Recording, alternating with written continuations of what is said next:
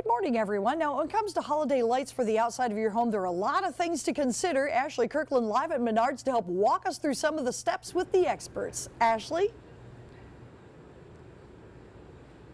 Good morning, Vicki. That's right. We're back here at Menards, and you're right. It's a lot of things to consider when you want to hang those holiday lights, and we're going to get you started this morning. Right now, I'm joined with the manager, Courtney Maxwell, and she's going to tell us a little bit about how we can get started. Courtney, what's the first step into getting started to mount those lights outside? You would want to outline a game plan for what you want to make your house appear to be, kind of a focal point almost. Okay.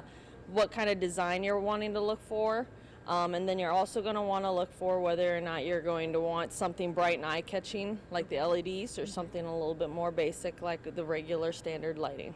Okay, so what is the difference between the LED and the regular standard lighting, and how can you choose those two? Okay, well, the LED is very popular this year. It's been so gradually increasing throughout the years. It is energy efficient. Cost-wise, you save about 80% on your cost every year switching to an LED versus standard lighting. And that's the main difference between the two. That and also the LEDs are very intense lighting. I have some displayed here in my box. They are very intense coloring. So if you want your house to pop, be that one on the block that kind of grabs attention, oh yeah, okay. LED. Okay. So now I know that customers, because the LED lights are a little bit more expensive, but you're going to offset that cost with your electricity or your energy bill, right? Yes, exactly. And the bonus part about the LED is they last a lot longer. Okay. You can go a good 3+ years using some of the LEDs. And the other nice thing about them is when one bulb goes out, it doesn't affect the whole strand. So if you were to string some on the side of your house, the one light goes out, it won't take out half the house. And up here where it's very cold, yes, you don't want to be climbing up on top of the roof more than once. Right. That light would just have to be out. Now, speaking of picking out the different lights you have here, you have all kinds of styles. And I noticed that the icicle lights were very popular a few years back. What's your most popular selling light design this year? Actually, surprisingly, it still is the icicles. Yes, they are very popular. Everyone loves that effect. I do have some that are also more or less a novelty lights.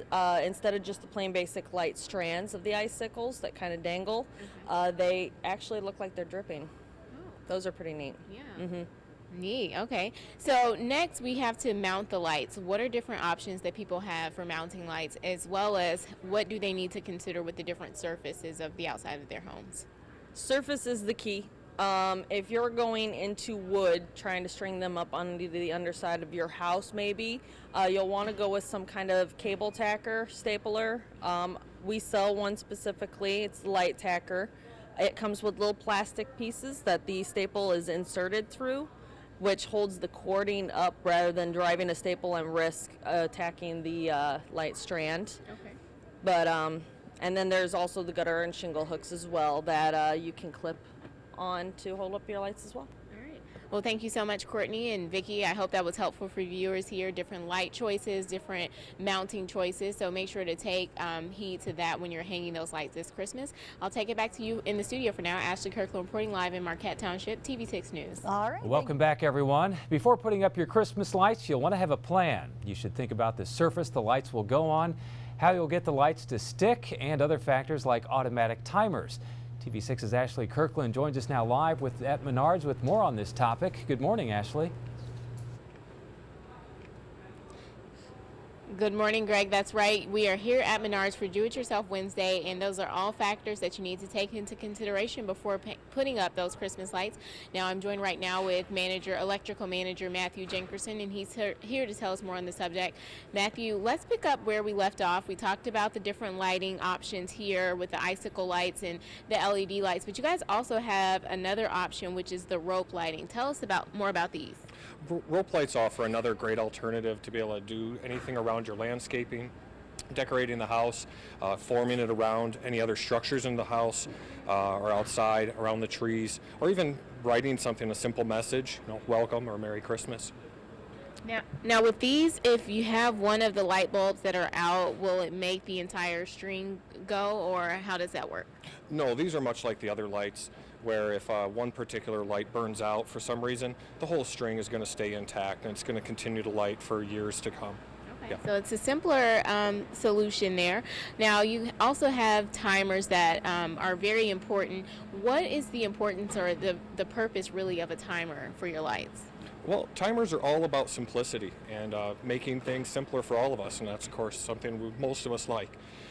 We got a lot of different timers, various ones, depending on whether or not it's an automatic timer that's going to come on as soon as it gets dark, or if you want one that's going to turn the lights on specifically at a given time and then off at a given time. Okay. And this is great for helping for people if you're out of town or if you're at work and you want your lights to come on at a specific time. Now, are they different for the LED lights and the regular lights?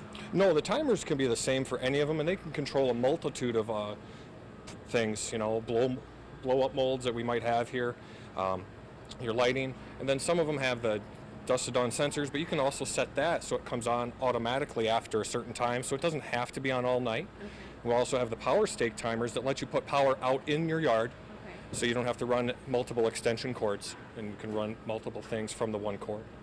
So we have some very energy efficient ways to hang those lights, and as well as time saving ways to get those lights up there and so you can manage them. Thank you, Matthew. And Greg, we'll take it back to you in the studio for now. Ashley Kirkland reporting live in Marquette Township, TV6 News. All right, thank you, Ashley, and we'll be right back with your TV6 Morning Show.